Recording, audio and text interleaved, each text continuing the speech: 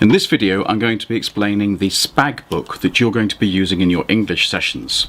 Here is my SpAG book. You can see it even says my SpAG book on it, and you will see that it is divided into a series of sections. And what I'm going to do is explain how the SpAG book is set up and what you need to do. Now, you can either have a hard copy SpAG book like this. I've opted for an A6 SpAG book. The tutors also have SpAG books, and I know at least one of them has opted for an A5 because they want more space to write down their ideas and the things they find out. I thought that A6 was better for me because I don't think I'll carry an A5 book with me. You could, if you wanted, have an E version if you have an iPad or a Surface device, or you could even put it on your phone. As long as you follow the same categories that we're going to set up in the hard copy, there's no problem with that. You're going to be given some directed tasks to complete in your SpAG books, but also they're intended for you to make into your own documents that are useful for you. You need to bring them to every English session, and you will be asked to show what you have put in there to other students and explain what you've done. Let's look at the sections in the SpAG book. And the first set are about grammar. Here we have word level, sentence level, and text level. And then I've put a little one here in different colour, which are questions. And these are questions that I'm concerned about, that I would like to find answers to, and that may determine the sort of thing that I write in the rest of the book.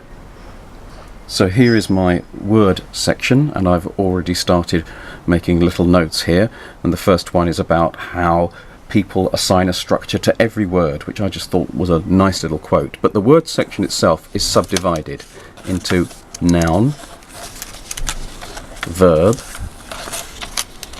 adjective, adverb, preposition, pronoun, and determiners, the different classifications for words in English. Now, looking at the next section, which is sentence level, here we're looking at the components, the elements of the clause and the sentence, and we'll be talking about how a sentence needs a subject and a verb, and may have a complement, an object, or an adverbial, and the way that those are combined. So after that section we have a section on text, which is looking at how we understand text as a whole rather than just an individual sentence. So we're looking at the cohesion between sentences and across sentences. Then moving on to the questions section, and here I just made some notes of things I need to check up. So we have here I needed to think about determiners and the relationship between determiners and possessive pronouns, and determiners and genitive nouns. Those are the nouns with apostrophe S after. So instead of saying David, you would say David's with apostrophe S. So if we go back here and look at my section on pronouns, you will see that I have answered my question here. I was concerned about how we think about possessive pronouns, and I've learnt that I need to be thinking about dependent and independent possessive pronouns. So I might say my book is on the table, or I might say the one on the table is mine. I don't need to say book after mine. After the questions we have a section on punctuation. So turning to my punctuation section, here you can see I've made some notes on the use of the colon and how to punctuate within quotation marks. And the reason I've put that in there and made my notes is because I read a lot of American textbooks, and there are differences between American and British usage when you punctuate within speech marks. After punctuation, we have a section which is labelled teaching, And this is where you can make notes rather than subject knowledge, but how you communicate that subject knowledge with children.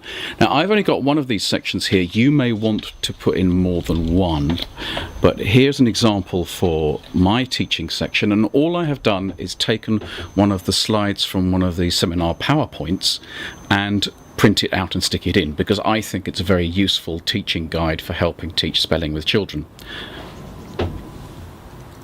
After the teaching section, we move on to spelling.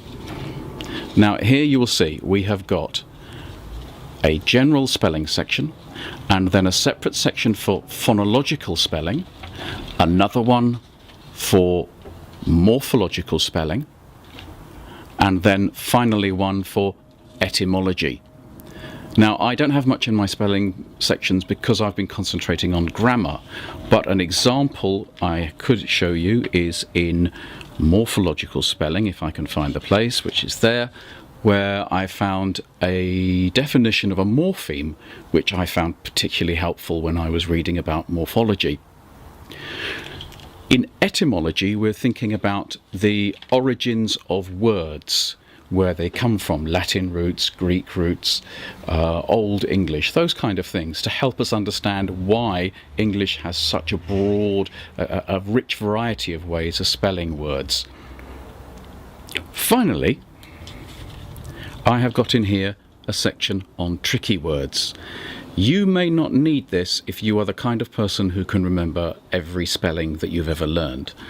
Now, I can't, and for an example here, in my tricky words, I have got the word miscellaneous, and that's in there because I was talking to a PGCE student who casually mentioned the fact that miscellaneous came up in the skills test, and when she said that, my stomach lurched because I knew that I could never have spelt that word in the test.